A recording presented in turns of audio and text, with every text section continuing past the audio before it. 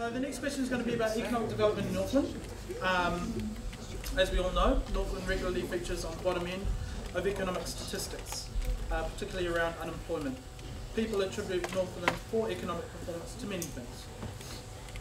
What would you do to help foster economic growth and development in Northland? Let's start with that. Kia ora mai anō. First of all, you need to know that the goal of full employment has not been a goal of any government for the last 25 years. Doesn't matter what colour that government is, not one of them has been bold enough to say we commit to full employment. In fact, the employment strategy that they adopted across the country was trickle down, where government helps the big businesses and expects it to trickle down and help everybody.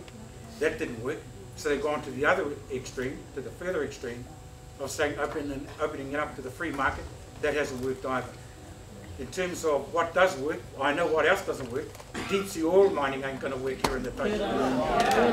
And neither is toxic land mining going to work here in the Taipei. What we need to be focusing on is the things that work for us. What we know is that all the way up the west coast and up the far north, it's a natural for wind energy. We know we have the best tuna farms possible. And the best people in the country to do it.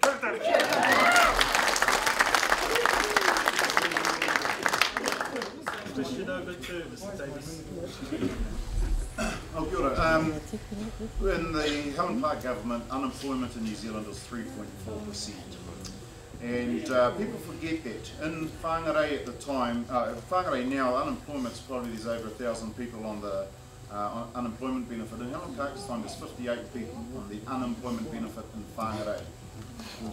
So we need to remember that the policies of the past actually have worked. But let me tell you now, we need jobs, all right? So we do have a comprehensive package looking at forestry, looking at aquaculture, looking at a whole range of things that will get our people into employment, as well as entrepreneurialism. That's a big thing.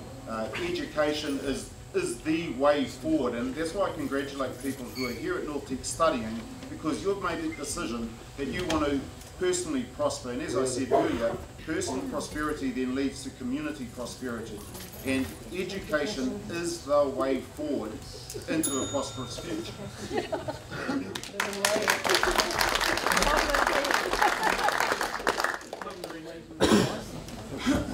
Thank you. There are 4 economic drivers in the north. Land-based, forestry, farming, horticulture, 800 million. Manufacturing, 800 million, largely Marsden Point. Infrastructure, 400 million, and tourism, 200 million. We contribute 5 billion to our national GDP. There is a thread that joins those 4 together: land-based, manufacturing, infrastructure, and tourism.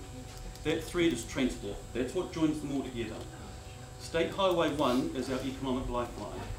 Land-based industries, we can't get our milk down to Fonterra, we're in trouble. If our infrastructure people can't get raw materials here and get their products to Auckland to sell, we're in trouble.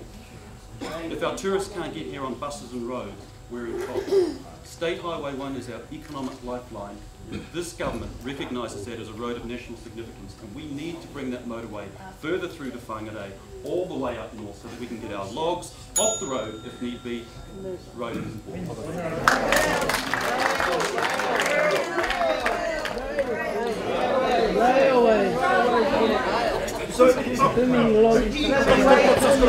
So national, they've been stealing all the independence ideas about transport and logistics.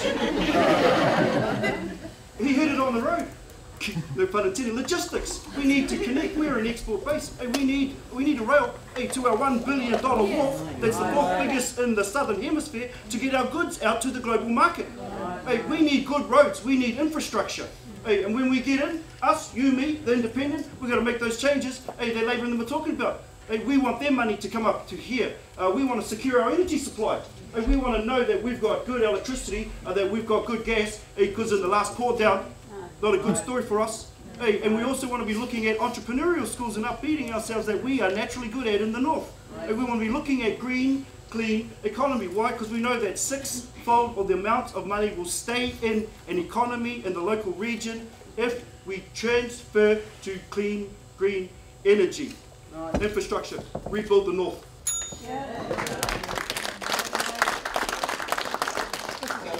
Oh, that's Ms. Okay, we are sending our jobs offshore. Every time we send a log offshore for some slave labourers off in China or somewhere else to turn into furniture and that kind of thing, not only are we contributing to a slave trade somewhere else, but we're sending our jobs offshore. This business about unemployment coming down, not in this town, that's nonsense. You look down at Christchurch, tons of work down there for people. Ain't National lucky to have an earthquake so they can say, we fixed the unemployment problem. But it's not like that here. My boys struggle to find work in this town because there's very little work, and the work that is here, it's casual work. That's no good. We need decent jobs, decent days pay for a decent job. And we're going to make sure that anybody on the minimum wage is going to get a lift. Pay rise this year, pay rise next year. That's how we're going to lift this place out of poverty. It's about bloody time too.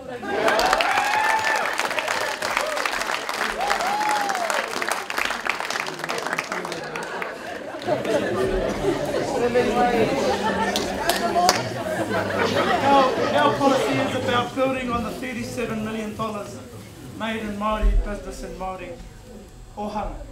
It's about tapping into those rōpū and giving it and feeding it down to our iwi and to our hapu.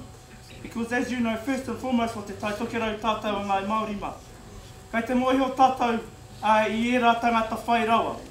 Pardon me for not addressing the mainstream. However, at the end of the day, our education system is screaming out for more teachers, for more kayako, pretty much like ourselves.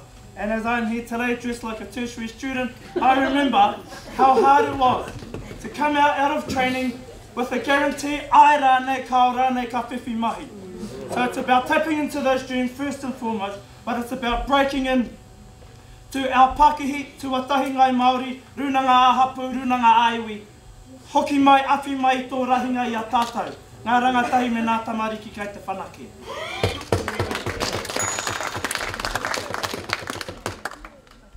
Even with the recent record prices that we've seen for dairy and logs, it's clear that our economy is not creating enough jobs. And you can use all the clever economic indicators you want to try and convince people that the economy is going well, but if the economy is not creating jobs, then it's not working. And so we need to diversify our economies. We have a once-in-a-100-year opportunity to embrace digital technology. And if you look at Internet Party policies, we're all about putting innovation at the centre of the New Zealand economy. The centre to everything we do needs to be to innovate. Our education policy in terms of providing knowledge and building knowledge in our economy. Our environment policy, which our goal of 100% renewable energy by 2025 is an ambitious goal because we want to be a world leader in pushing those technologies. There's no reason why we can't invest in those technologies here in New Zealand. Fibre, pushing out our fibre networks, becoming a world leader in those technologies.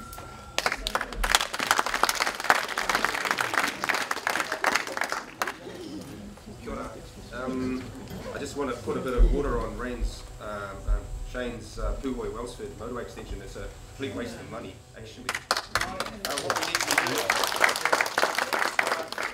it doesn't meet the benefit-cost ratio, so National's pollution-based economy is externalising the costs. So we're picking up the costs like Pipiwai residents with the dust on those forests. We're externalising costs, and we're privatising the profits. And we need to get smarter, people. We need to get smarter and do things our way, because we know what's right. You know, there's tuna farming that came out of our conversation on Puhi and the mining minerals extraction. We need to be smarter and doing things like that, working together. And you know, the getting out of the carbon fuel problem. The Brinduans being closed is a good example. So Wellsford's south of the Brinduans, so that road of national significance won't actually help the Brinduans. There's a whole lot of things we need to spend money on to improve that network, as well as rail and coastal shipping. So let's be smart, party folk greedy.